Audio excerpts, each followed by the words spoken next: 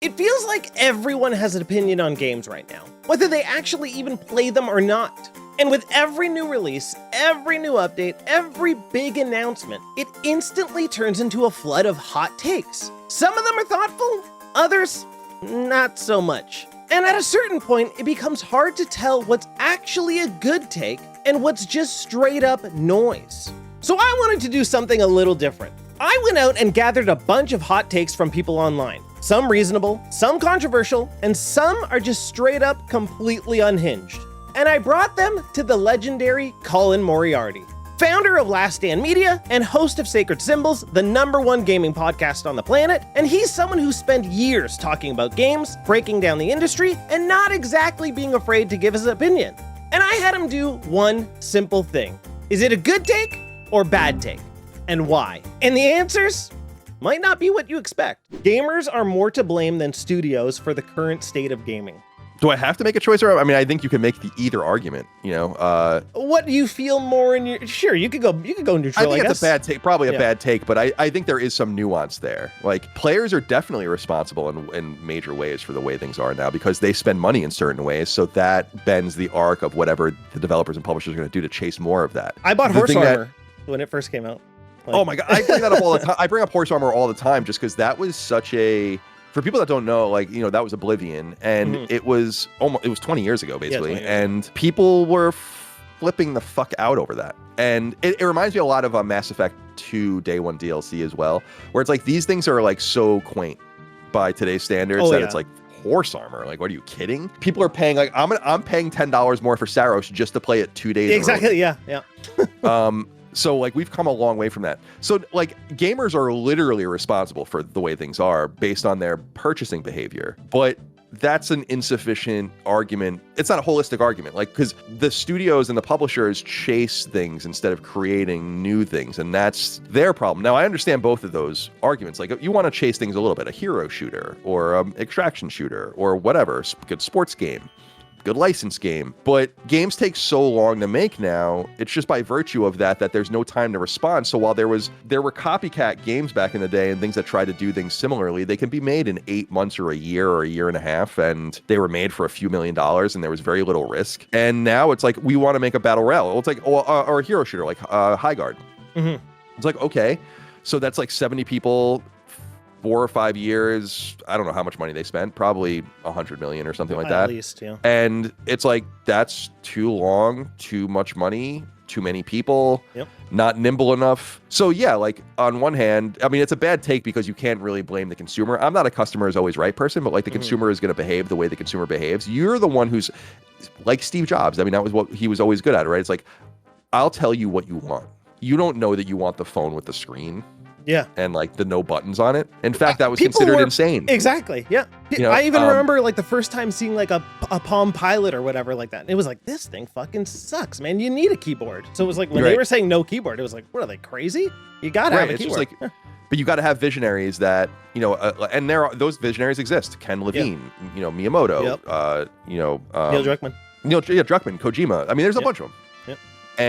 But for all of them, there are a lot of people in suits and bean counters that want to chase these certain things and have really no vision for. It's what I bring up over and over again about PlayStation taste. Like, you need I know taste is subjective, but it's so important and so intrinsic to the brands that you would think you would have someone or people on staff that literally that was what they were in charge of. Like, that would be worth you spending a few $1 million a year to just be like, you're the executive of taste. Yeah. Because it just seems so disconnected from reality, from like so many decisions. There's got to be somebody who knows and understands. Like, I'm pretty sure you've said it before on Sacred too. Like, you understand what makes a good game. You understand what makes a bad game. You understand what more people will like than not like. Why do they not have somebody who's like, we're about to spend $250 million on Concord with the ugliest character designs you've ever seen, but let's cancel The Last of Us Online. It's like, yeah, it's strange.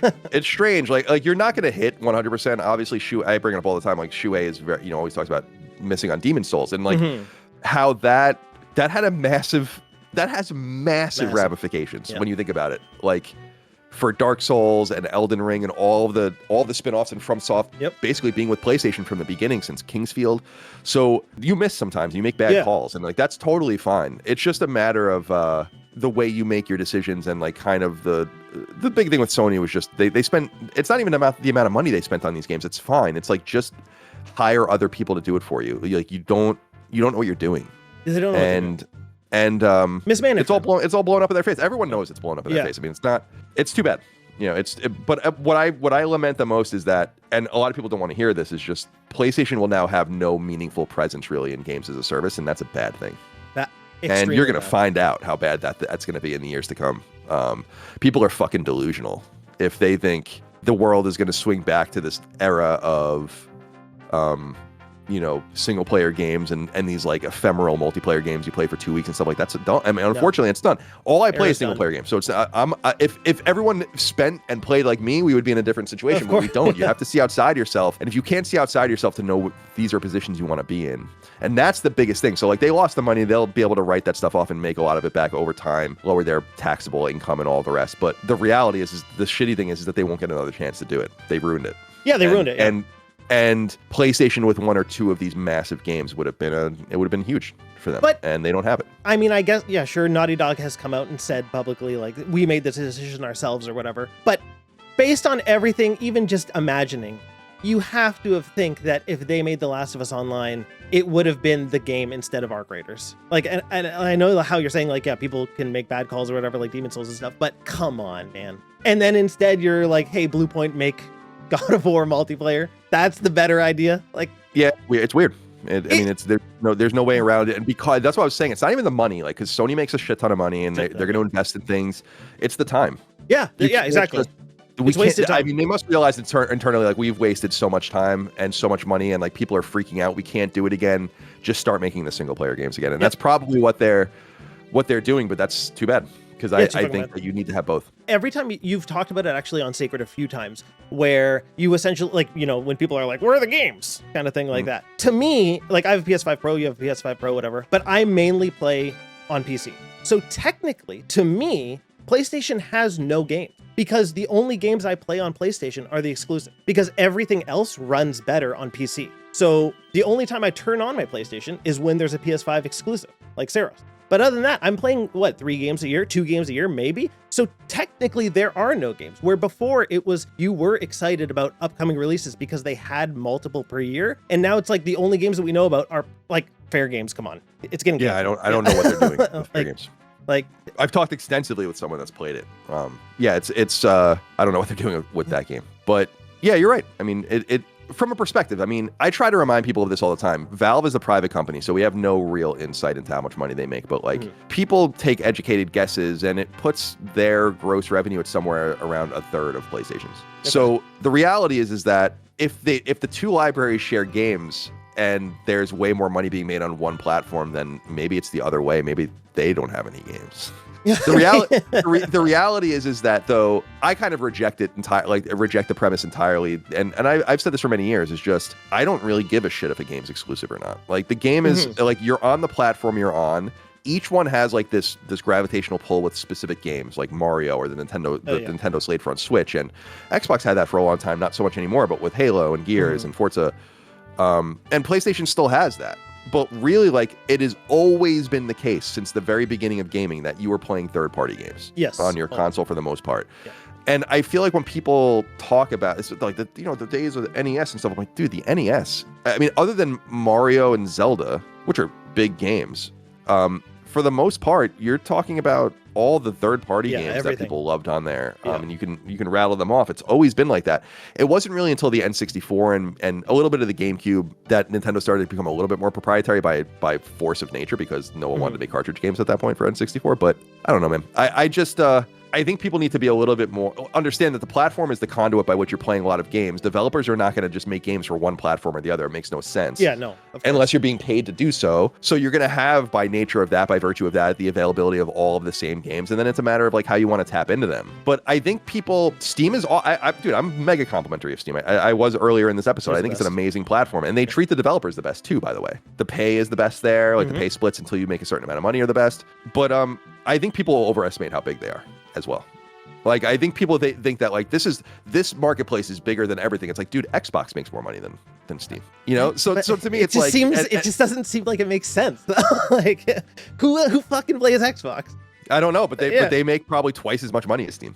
I don't So buy it's like, and that's not an insult to Steam. Valve is a private company. Yeah, like yeah. if you read about, they employ a few hundred people, I think, and as I understand, like pretty much everyone there makes a shit ton of money. I think it's like on average everybody makes $1 million or something like that. It's like something crazy because like they all like, and they're like that's why I'm even surprised by the Steam machine and stuff, because it's like you guys have such a good thing going. I would just sit back and be like, oh, everyone's coming to us. Like you won. Just maintain this really amazing ubiquitous thing and you've won. Yep. That's why they don't really make games anymore, right? Like they so were like, we sad, don't really though. need to, you know. But do it. Do it for the Half-Life fans. is going to come out, obviously. Of course, but, yeah, of course. So I respect that. So, but they are what they are. So it's like it's a great thing. But I think people, it's like no, PlayStation is the bigger, and Xbox are way bigger consumer brands than Steam. And I do think Valve makes more money than Nintendo. But Nintendo doesn't sell a lot of games; they sell a lot of their own games, and they make a lot of profit. A lot. And that's totally different. So then driving these, you know, Sony's driving like $30 billion a year or whatever, but they're making like 9% or something. It's like, yeah, it's not the same. Nintendo profits are way higher margin than. Especially even like the Pokemon being developed for like $10 practically. It's like they made $1 billion from it. So I think I did the math that like that Pokemon game was made for the equivalent of like 2.5 months of Naughty Dog or something. Which is like so funny, you know. Crazy. And that game will sell more than any Naughty Dog game will ever sell. ever in their dreams. And they'll never drop the price either. Why would they? So that's they even just re-release the games and they sell them for full price. So they're the canniest operator. Like they're like the best at what they do. They just can't scale it. That just by virtue of what it is. Like you just can't scale that. You know, they have to shift their whole strategy. Yeah, like if you're gonna rely on your own games, you can only make so many of them, and you also don't want to make too many of them because then you're gonna start confusing the message, and then you have this chip damage from other people's games. And for now, they're still getting other games there. That's gonna change when the new consoles come out. I don't know why people don't understand that. That like everyone's like, look at Final Fantasy VII Rebirth and how well it runs. I'm like, Final Fantasy VII Rebirth is a PS5 game from 3 years ago. You're going to be dealing with different things in the future. So enjoy your Pragmatas and your Resident Evils now. I mean, they have their like the DLSS, which is going to help with that a lot. But yeah, it's at some point it's going to run out. It's only gonna, that only keeps you going for so long. But also not really, because PC, so Steam has the hardware chart, so you can see basically what the most common graphics cards and processors and stuff. And the most common graphics card it's like a kind of basic card, but everybody's. It has to be just when you think about the geography of it. Yeah, like, of course. If you're dealing with people in emerging markets in third world, they're not buying $5,000 rigs. No, but you can make these games, they won't look the best or maybe run the best or whatever, but they'll run. You just won't have like a top of the line experience. Yeah, and if that's what, like, I watch, you know, my wife plays on Switch and Switch 2 primarily. And she played Kingdom Come, right? Which is that's exactly what I was gonna bring up. I'm like, dude, this is so bad. Yeah, like I can't believe this. No. You know, but not only but it's like what you're used to. And frankly, like when the Wii first came out, I was still such a Nintendo fanboy at that time. I still would buy third-party games even on that. So it's like, what did I play on there that was so fucking weird? It was like a 007 game, First Light or whatever. No, not First Light. That's the new one. Nightfire. It doesn't matter. But yeah, it's just so funny. Like, it's about what you're used to. And I've said that before, like, until I was bombarded with 60 frame games, which really only happened in this generation, I really didn't give a shit. And now, like, I see, like, I played Starfield and it's like, it's at 30 frames when you start. You can put it to 60 frames, which I did. And I like immediately, like, I played it for a second. I'm like, ugh. Yeah. Oh my God. So it really is just a matter of like what you want, you know? Yeah. Anyway. Well, then speaking of Nintendo makes better games than everyone else. Yeah. I think I'm laming it up for you because it is a bad take, but it's also like a reasonable take. They do probably pound for pound make the best first party games from a whatever weird qualifier you want to use that attracts people to games, right?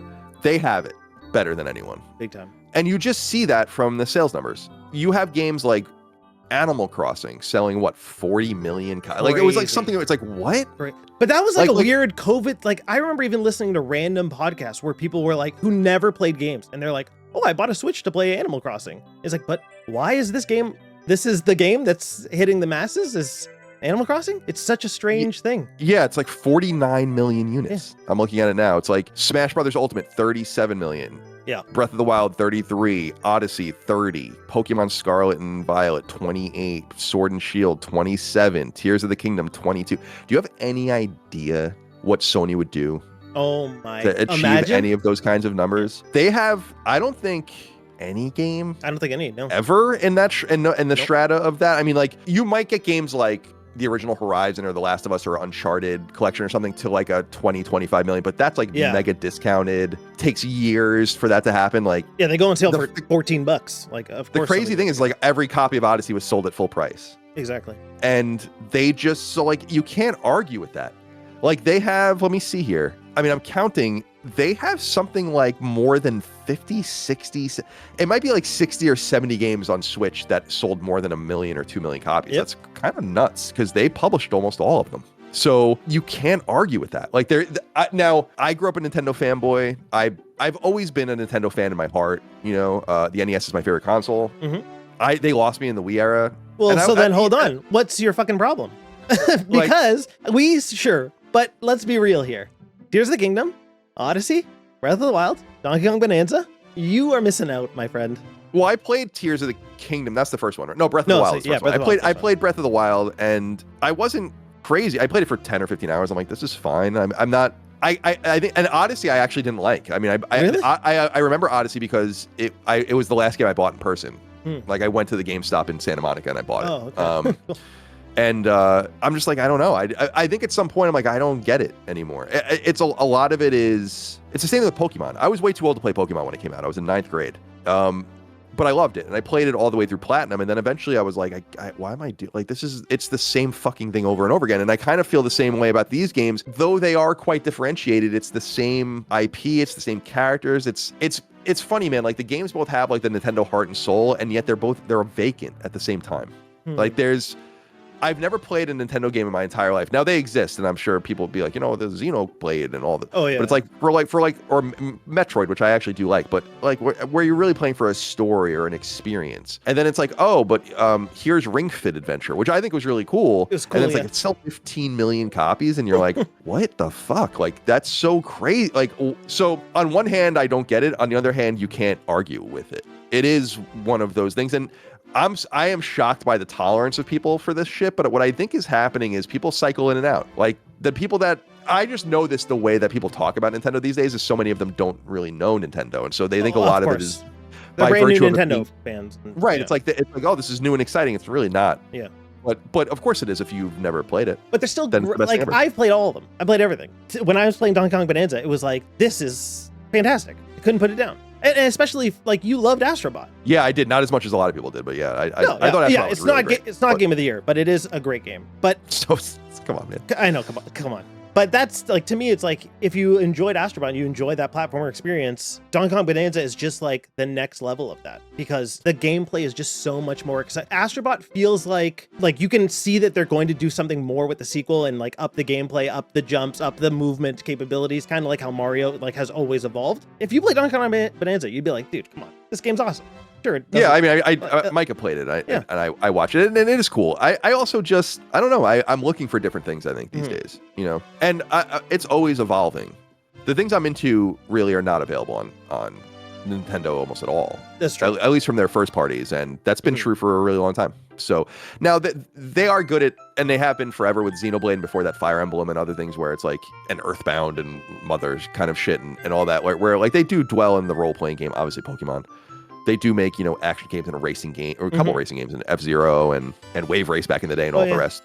I just, I don't know. I'm just kind of not into Nintendo anymore. I think, and you say you play everything, which is great, right? Like, growing up, like, it wasn't until the PS1 era that I played everything. I was up Nintendo's ass, lodged up Nintendo's ass as a kid. And so I had a very Nintendo-centric upbringing until PS1, and then that was PS1 and N64, and then PS2 and GameCube. Anyway. Yeah, I don't mean to go on and on, but yeah, so it's I can see it from both sides. I think it's kind of a wild thing to say that Nintendo doesn't have the best games based on their sales. Like, the audience at some point is the respondent that matters most. I'd take a smaller GTA 6 if it meant we got Bully 2. Oh, it's a horrible take. I don't know. Oh, really? Yeah, like, I don't. Bully's cool. Let's say not Bully 2. Let's include Bully 2, but let's just say other Rockstar projects, like a new Manhunt, something like The Warriors 2, or something like, you know, even table tennis, whatever, let's say. But, like, just more Rockstar projects rather than all they do is Grand Theft Auto. No, I disagree. Like, I think that's a bad take, just because I think they are incredibly unique. That's why I think Grand Theft Auto 6 is so interesting, is your expectations for a game in which they spent billions of dollars on it, right? And there are thousands of people working on it for a decade or more. Your expectations for this project should be absolutely through the roof. That's why I say to people, I'm like, if this game's not a 10, it'll be great. It has to be a 10, though. Yeah, like, it's like, what did you do? Yeah, why? Yeah. You know, like, so I truly believe that it's going to be like this really impressive thing, much like Red Dead 2 was, where it's not immediately obvious if you're just looking at it why it's impressive until you play it and you're like, oh, the horse has balls, and when it's cold his balls get smaller, and like shit, and then you're like, oh, all right, like I feel like GTA, it's like a living world, rather it's an experience that you don't get in other places. Why do we want more games? Like, the last thing we need is more. What we need is better differentiated novel. We need differentiated novel as in a new experience, not an upgraded version of the experience that we've already had, right? This is where I kind of disagree with that. We were talking about this recently, is like on Sacred, is for big IP or like the ever-present IP. Think about like James Bond. We were just brought that up or something. I'm not a huge fan, but like it's been relevant since the 50s, right? Yeah. And they'll hit it like, and then they'll change it up a little bit, and they'll bring in a new actor, and it's like always relevant. It's more relevant than it's ever been. And I feel like there are games that could be that. And Grand Theft Auto is certainly one of those games, right? Absolutely. Like if you get a new Grand Theft Auto every 10 years, and really it's been 13 years. It's prolonged. You know, by the time it comes out, it'll have been more than 13 years, because it was September 2013. Yeah, September. Yeah. I remember just because I was in Japan at the time, and I came home and it was ready. Like it was there on PS3, and I was excited to play it. So 13 years between games is like, that's, in my opinion, what they're doing is really laudable. They're like, we're making like the mega product. We make so much money on Grand Theft Auto Online, and we made so much money on GTA 5. Sold like, what, 200 million copies or something insane like that. And GTA, the leaks from the hack of Rockstar showed that they were making like, what, $10 million a week or something on Grand. Oh my god, just printing money. It's like something insane. Yeah. It's like they don't have to do anything. Oh no, of course not. You know, and like, so like, to me, I'm like, it's kind of cool that you just dumped a shit ton of money into it, and you're making this thing that is like Red Dead Redemption 2, a very uniquely Rockstar is unique in that, like, they're like, we don't make very much, but when like one of the games comes out, or at least this is the precedent that they've been setting since GTA 5, is like, one of the games come out, you're going to be really blown away by it. And if you want people to churn games, then just look somewhere else, because that's happening. So to me, it's like, I think we need fewer games that are in the AAA space that are much higher quality and differentiated, and I think they're one of the only ones that are doing it. Ken Levine's doing it with the Judas as well, where it's like, and by the way, not a coincidence, same publisher, right? So it's like, there is a vision there to say, like, we are doing something that will be worth it if we just take time with it, and that's not something you see. Yeah, so it's true. You have to kind of give them like Take-Two and Strauss Zelnick and all those guys, you kind of got to give them a little bit of credit, where they're the men in the arena. Like they're the ones saying, like, we are doing it differently, and it's kind of interesting. And I feel that way about Uncharted. It's like, you could just make an Uncharted game every 5 years forever. 100%. Yep. And I think that would be fine. Yep. So I think different is good. We always say that, right? If you don't move on from Sly, you don't get Infamous. If you don't get move on from Infamous, you don't get Ghost. If you don't move on from Ghost, we don't get whatever's next. Yeah, teams have to do that. But that's why, don't you want to see, like, imagine Rockstar was like, okay, now we did GTA 6, now let's do Rockstar Medieval or something like that. Like, let's pivot. I think the best decision for them would be to like split off. You know, you have San Diego and Rockstar North and all these teams. It's like, let one of them go do something. I mean, that's how Red Dead came to be to begin with. Not Red Dead Revolver, Red Dead Redemption. Yeah, and have the maintenance team. You have like a fiduciary obligation to keep making Grand Theft Auto. Well, yeah, I mean.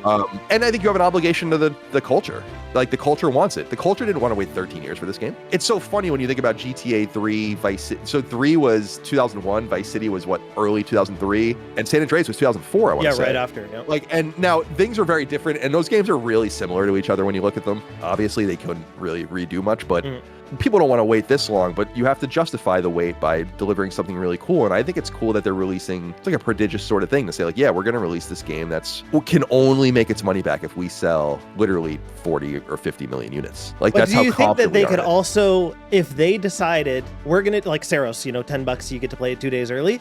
How many people, because they'll get me for sure, if they said we're doing a GTA 6 Super Deluxe Early Edition, it's $199.99. You get it 2 weeks early. Yeah, they could do something like that. I think that would be a bad visual for them. Probably, but how many people would buy it? I think the bigger question with that, and I know that they've spoken a little bit about it, is just like, what are they going to charge for it? Like that's like the thing I'm most curious about. Like, I think it could be $60. Like, well, let me tell you this: Tears of the Kingdom in Canada is $120.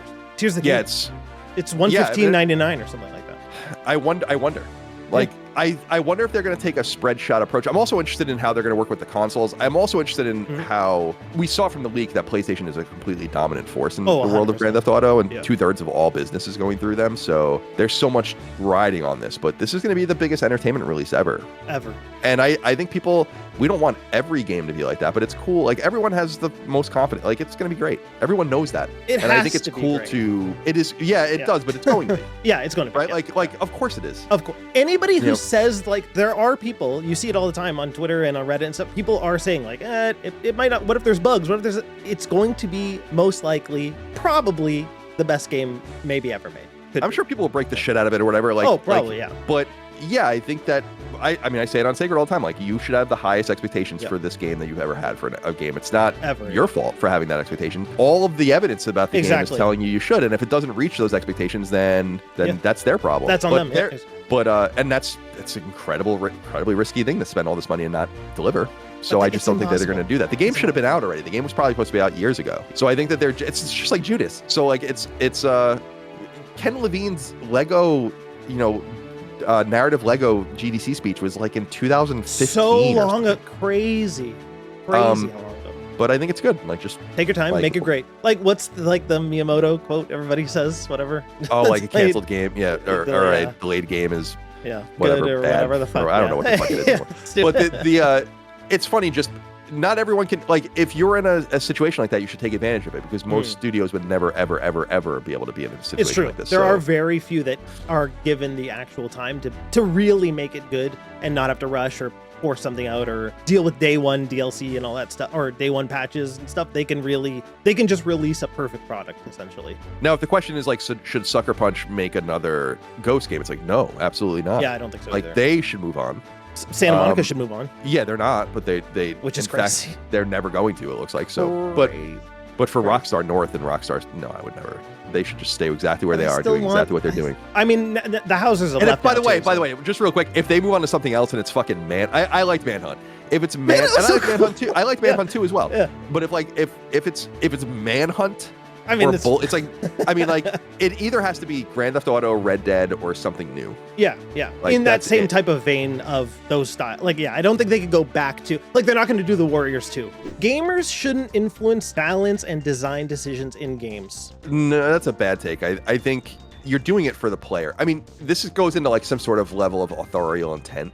Rick Hogue, friend of mine, talks about the death of the author a lot. We talk about this in regards to art and interpretation, but it really goes on down to the core mechanics of a game. If you could be very stiff and staid with, like, this is the intent of the game. I mean, we're like that with Saint Slayer a little bit, where some people are like, why is it so stiff? It's like it's supposed to be.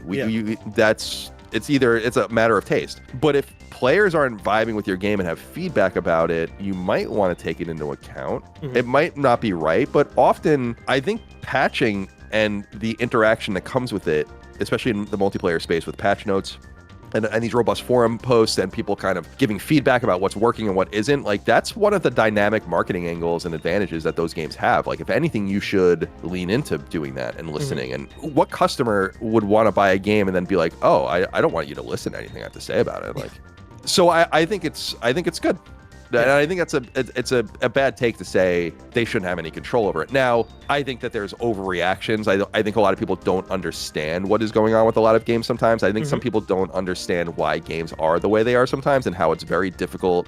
Doesn't mean the game's good or bad, but, like, it's impossible to change what you want to change about the game. This was what I remember when Kill the Justice League went away for a year and then came back, and people were like, I wonder what they're going to do. And I'm like, they're not going to do anything. Not going to do anything. I mean, obviously they're polishing it at the edges, but like, it is what it is. Like, you can't change it. No, not at that point. No, it's over. No. Maybe 2 years into development or something, you have that ability to shift completely. But yeah, once the game's locked in. Yeah, it is what it is. Yeah. Like, so you can only do so much. And so eating around the edges, I think, is kind of cool, and trying to solve what you can and bring the audience on board and make them feel heard. And I think this is good for just long-term.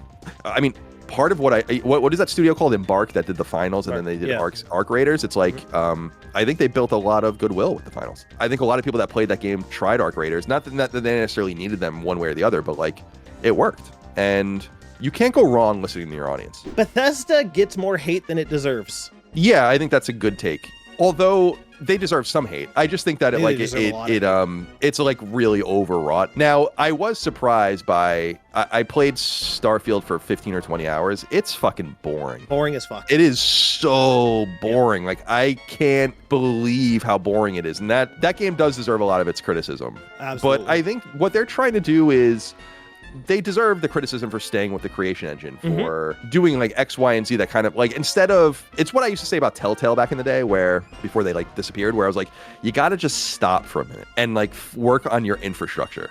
You're like releasing all these games. I remember when Game of Thrones came out and the Telltale game, and like it was erasing people's saves and shit. Like it was like eating people's saves. Like I'm like, you gotta stop. Like you gotta just figure out the infrastructure situation, and you have the money and the time and the means. Just stop for a little while and figure out go and seek out a better engine. And everyone can still, all your creatives can still get things going on, but you have to fix this. And they never did, and it cost them. And I think the same thing's kind of true with Bethesda. It's like you have a workflow that you're very comfortable with, going all the way back to fucking Daggerfall or something, where you're using these old proprietary tools, and to what end? I mean, like, I think you have all of this money, all of this popularity, you have to know internally that your tools don't work the way that they're supposed to. I remember when, I think 2015 was a bad year for them. I mean, it was a great year for them because Fallout 4 came out and it sold a lot of copies, but Witcher 3 came out first. And I remember playing Fallout later and being like, damn, dude. Now, I know these are like two different games, but it's like, you are so far behind. You have to do something about it so that when Starfield comes out in 23 and it's the same thing. It's like,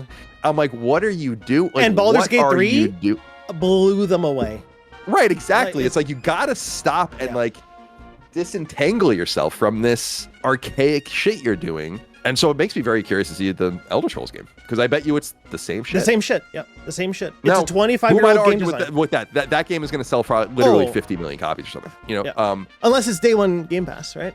Well, it probably will be, but yeah, probably. Well, maybe not at that point. Maybe they would start removing more of their games. Because Call of Duty's gone now. Right. So I think they make very ambitious games. Fallout 3 was a seminal game in my life. I really love that game. I think that game's incredibly special. I love New Vegas as well, but that's not really them.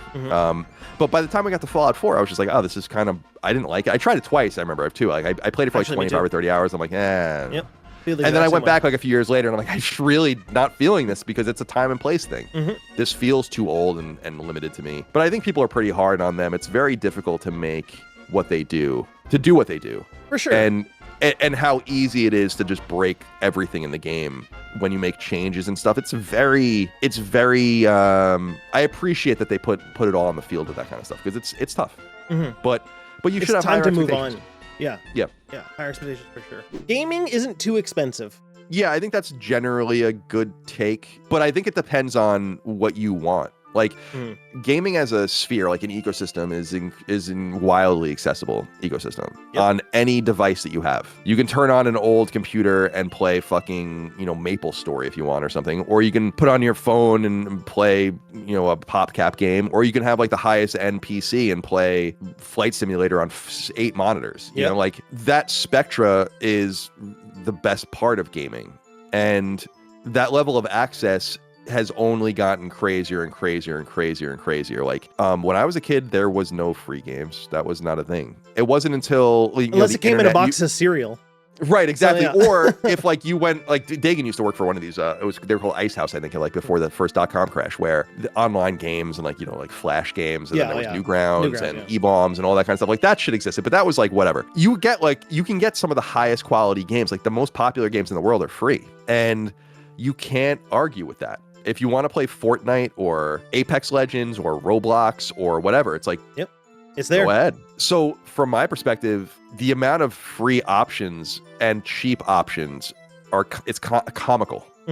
And it's been, in my opinion, really bad for the industry. But it's brought in a lot more income from whales and from microtransactions of the games that really stick, and you can't really argue with the results of those. But the so-called, iPhone really started what was called the race to the bottom. And I think that like the free stuff has made it so that people don't want to pay for anything, which I think is disappointing. And then at the higher end, you have, they try to do like a couple $80 games. It's not really working. We'll get there eventually and go beyond that, I'm sure. But a $70 AAA game is like a steal. Now, not every $70 game is that, but like think about Resident Evil Requiem or something. It's like, that is an incredible game. And like $70 today is nothing. That game would have cost us $50 in, an equivalent in 2005 or whatever. And do the math on inflation. There's no arguing with it. That's what makes me so upset sometimes. I have a much better remembrance of the cartridge era and existed in the cartridge era. And it's like, I know it doesn't matter to anyone, but on one hand, but you have to say it on the other hand, like, you have no idea how good you have it. Like, we were paying $60, $70, $80 for games in the early 90s I remember digging buying Street Fighter 2 when it came to SNES. I was in elementary school for $80. And that was in 1992. So that's like $150 or more today. And the games are worse. The games were almost universally way worse, and way shorter. Worse in quotes. They're shorter. They have no production value compared to today. It's like they took no time to make. They cost no money to make. They made it in months. It's crazy. I just don't. It's just you just can't argue with it now. No. But people do. I see it constantly of even like huge YouTubers, streamers, everything that are like, gaming is getting too expensive. It's all nickel and diming. Games cost too much. Consoles cost too much. Building a PC costs too much. And I even made a video basically saying, like, if you want to play new games, like, sure, consoles, the price is going up. Fine. You can't really say anything against that. That's just what it is. But games, wait 2 months. And your brand new $70 game will be on sale. Of course. Like, Yeah, I say, especially on Steam, but it's on PSN and all the others too. It's like, just don't buy the game. Yeah. Everything is invariably going on sale if you're just patient. And I think because of my notion that we live in a perpetual golden age, you can't possibly be playing everything that's coming out that you want to play. And thus, whether you have a literal backlog or not, like, I don't. Like, just going backwards means that games are going to get cheaper to the point where you really don't have to buy anything at all. So, like, there is no... Control just came out on phones for $4.99. Like... I don't know. I don't. Like I said, there are other economic variables. Like, people aren't making as much as they probably should be. For sure. Hardware, like you said, is really expensive. And it's the only generation where hardware is getting more and more expensive, which is strange. But that's a result of, economic policy. And to a degree, I mean, I think a minority of it is economic policy. A lot of it has to do with just, a run on goods. AI bullshit and all that too. And it's complicating things and tremendously. But like, you can't conflate that with the fact that software has remained not only static in real pricing, but like has gotten cheaper. Like, software is just cheaper than it was. Like, anyone 100%. Who doesn't understand that simply doesn't understand monetary anything. Like, so argue with a fucking wall as far as I'm concerned. Like that like, I don't, I'm sympathetic that people can't afford everything they want. I made the argument that gaming was kind of, listen, dude, the Atari 2600 in 1977 was $200. So it wasn't accessible. Which was basically fucking junk also. Right, exactly. Like, I mean, $200 then, people were making like a couple dollars an hour. Yeah. You can get a house for 15 grand. Right, exactly. So, and dude, the Apple Lisa was $10,000 in 1982. Yeah. So, and that was like the first computer with like a graphical user interface, and like you can like play games the way you recognize them now and all the rest. It's like, I don't know what you think is going on, but things have just gotten radically cheaper. And the unfortunate thing with the inflation we experienced during COVID is the $10 increase has not only been eaten away, but has not even kept up with inflation, meaning that it all needs to be done again at some point. And that's why you're getting to this $80 price point. And I think the best way to alleviate this tension is to continue to just explore all the price points. I think one of the reasons Expedition 33 was so attractive was because it was $50. Absolutely. One of the reasons Helldivers 2 was attractive was because it was $40. Yep. I think so be in that space. Yeah, exactly. Saint Slayer's $10. Yep. But there are going to be games like where I'm like, I don't think they would do this, but I think you could get away with charging $100 for Grand Theft Auto 6. I think they absolutely could get away with it. They're not going to do. I don't think there's any reason for them to do that, but like, you could. Yeah, but how many people buy 2-day early editions? In Canada? Yeah, I don't. It's a lot. I mean, it's a lot. Yeah, I wonder if I don't know if anyone's ever said. It's funny because that's just free revenue. Yeah, it's exactly. not. It's literally revenue for nothing. Yep. It's not even like you're making an asset or like there's an expansion or you have a skin. Nope. It's revenue for nothing. Nothing. So it is very interesting from that perspective. But I think if anybody can pull that off to the extreme, it would be Rockstar, charging $40 instead of $10. It is funny, like all eyes are on them for better or for worse. Yeah. Where it's like, what are you gonna do? Because You're people the will ones also that get away use with that. Yeah, and people will use it as like, well, they did it, so. Right, that's exactly right. So you might not want to be that guy. And I think they could do a really interesting thing where it's like I said, it's not even 70, it's 60. Mm-hmm. Just be like, we're going to spread the field, man. And make a bazillion. We'll be fine. Yeah. The Last of Us Part 2 and Ocarina of Time are two, if not the two best games ever made. I don't think it's a bad take. I don't agree with it. I love Ocarina of Time, but I don't think it's the best Zelda. I don't think it's even the best 3D Zelda game. I think Majora's Mask is the Oh, is the really? better game. Oh, okay. I have very fond memories of both games. Like, I was in high school for both of those games. Ocarina of Time came out fall 98, so I was in 9th grade, and then it was fall 2000 for Majora's Mask, and I was in 11th grade. So those are like very seminal, deep memory games for me. And I love them both. Ocarina of Time, I went back and actually replayed it a couple years ago for Knockback. I did like a full 100% playthrough of it, and it really is a special game. Yeah. But even just the the start menu with Epona and Link running across the Hyrule Day-Night Cycle and all the rest, and like, the music kicks in. and Oh my, I'll cry. But I think a lot of early 3D stuff is still fairly rudimentary, and like, For sure. I think Link to the Past kicks the shit out of that game. No. And Zelda 1 even. No. Actually, I like all three of the first Zelda games. And then 3D Zelda, I mean, I always loved Wind Waker. Oh, yeah. So it's The Last of Us Part 2 is probably pound for pound it is in my opinion, one of the greatest games of all time. It is so overly produced that it's incredible. And it's another one of those examples, in my opinion, not to the extent of a Grand Theft Auto, because it's not. It is like a Grand Theft Auto game, but of this, like, that level of attention to detail and money, but like in a limited linear game. Yeah. And they do make games. That's why I'm so excited about Interstellar or Intergalactic is because they have a unique thing there where they know what to do. I mean, someone just was talking about it on a podcast that worked there about their crunch culture. Oh yeah, and how that's they're right. basically how they're basically like, this is just the way it is. Like, and I like that kind of shit. Like, I think it's working. So yeah, it is working. But I think they're both seminal 3D games of their era. And Ocarina of Time is, I think, one of the most important games of all time. And it's funny how much of a touchstone that game is, considering how badly the N64 sold, and that it only sold the game only sold at the time, like 10 or 12 million copies, which is an amazing attach rate. But the console itself was at 32 million or something. So it reminds me of Woodstock a little bit, where like people always talk about like, oh, I was at Woodstock, like, and there's like millions of people that claim they're at Woodstock, but there was only like 100,000 people there. Exactly, yeah. You know what's crazy? I traded in my gold Ocarina of Time for candy at Blockbuster. Oh man, that's rough. The gold cartridges were really cool. Yeah, it was really cool. But The Last of Us Part 2, I think, cried several times during my first playthrough. Thought it was perfect, and I think that The Last of Us Season 2 is a travesty compared to the game. Oh yeah, I think so. I've definitely, I was never really into it, I guess, but the more I've thought about it, the more I'm like, I don't know, man. Both seasons, actually, they don't even come close to comparing to the games. Yeah, I agree. The first season was a lot better than the second season, but I think they kind of lost the plot, both literally and figuratively, I think. Modern God of War is overrated. God of War, I think, is overrated, but I've always felt that way about God of War since the Greek games. But clearly, I keep talking, especially recently, about seeing things outside of yourself, and it's like, well, you can only say that so much. Rating is a subjective thing, but it's supposed to be an objective thing. Like, this is overrated. In other words, not saying like, I feel this way about a certain thing, like, but rather the market is responding in very peculiar ways. And I remember feeling that way about the God of War trilogy on PlayStation, crescendoing really with God of War 3. I remember when that came out in 2010. I was like, what is everyone so excited about? Like, I don't understand. And then fast forward, you got Ascension in the PSP games, but then you fast forward to 2018. And you get God of War remake God of War reboot, not a reboot, but like, a different half really reboot. Kind of I mean, because they're connected, they all exist, I guess. I think they're really fun to play. I think Ragnarok was really fun to play. I just don't really give a shit about that character. I don't really care about these worlds, and I'm overwhelmingly disappointed. Like, I truly don't try to get disappointed about things that are just announced or like what people are doing when you really have no information about it. But like, hearing Cory Barlog having been working on a God of War spinoff all this time, it's like, are you fucking kidding? You didn't direct God of War Ragnarok so you could direct a God of War game? Yeah,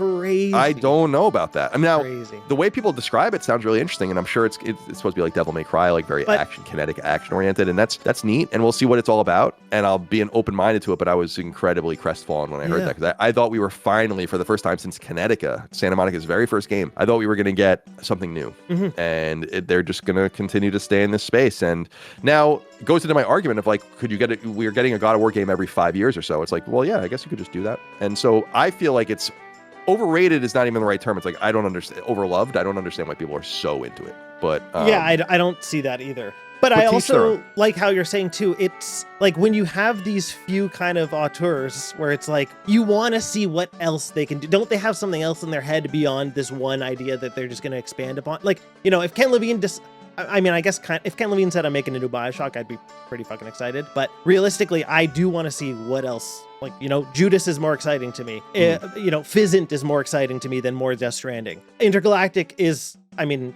I would love Last of Us Part 3, and Last of Us Part 3 could come first, then Intergalactic, but at least we're getting something new in that direction. It's strange that you're supposed to be this like legendary game designer, and it's like, well, I'll just give you it again. Come on.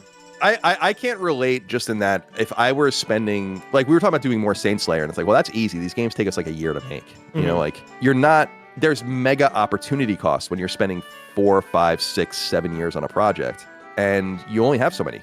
Yeah, true. My brother Dagan in animation would always talk about that. Like when you would get caught up in a big project, it's like, well, this is like a percentage of my career. Yeah. You know, and some people probably really want to work at God of War. You always used to hear about this with Guerrilla when they started making Horizon. It's like people had to leave because they're like, we don't want to make Horizon. We want to make Killzone. Killzone, yeah. You know, and there are probably a lot of people there that want to make God of War. They like live and breathe God of War. But I still think like there's got to be something inside of you. It's like, don't you want to do something else? Like, don't you want to make up something else? Yeah. You know, like just make it up. You're all a bunch of creatives. You don't want to do something new and creative that could be awesome? Don't you want to be the person, you know, for like, even for example, Cory Barlog didn't make God of War. He didn't make Kratos. He didn't, you know, he made this new mythos with it and went this new direction and stuff. But there's nothing like inherently, like those characters aren't his, the world isn't his, stuff like that. Don't you want to be the guy who's going to make your own thing? Yeah, like you create the rules. Yeah. You know, yeah. I can't relate to that, but also I'm sure they're under an enormous amount of pressure. Oh, I bet, yeah. To deliver, and I also think that like when you have sales numbers like God of War experiences, that you kind of do have some sort of, well, you have a fiduciary obligation to kind of continue doing that, but you also have an obligation to the player base that's obviously very hungry until that number really precipitously falls. It's like, well, we are satiating some sort of demand. So, but then could they not do something like almost like 343 Studios, the Coalition, whatever? Do a God of War studio, do a Last of Us Online studio, and then have main Naughty Dog do Intergalactic, have main Santa Monica do, you know? I just don't like the idea of, I don't like the idea of doing that, just like of being like, this is our God of War. It's like, it means... I know, it's a little bit, I know. These series are like, it's like these series are just permanent. Yeah. It's like, it's kind of lame to even, you know, it's cool if you look at something as permanent, but it's kind of lame to commit to that. You know? It's like I thought it was kind of like Halo Studios in 343. It's like it hasn't been very good. Like you might have not wanted to, you might have wanted to just like put it away for a little while, but you can't because you have a studio dedicated to it. Yeah. So you're stuck. I don't. But then that's another thing. Take your time and make something actually worthwhile. Halo has had more chances than anybody else, and has also more directions that they could go in than anybody else to put out a great game. And instead, they just keep putting out complete garbage. I think they just need to rely on other things. Yeah, they should. Halo. Yeah. And then just like put it away for like 10 years, you know? Yeah, it needs to. Yeah. And then just come back with a game called Halo. Yeah, exactly. And be the best out of nowhere first-person shooter in, 20 years or whatever, something like that. Indeed. So that was a conversation with Colin, and I just want to personally thank him again for coming on. It was really great to talk to him, and I hope you guys enjoyed watching. If you did, it would really be great if you could subscribe. It would help me out a lot. Thanks for watching.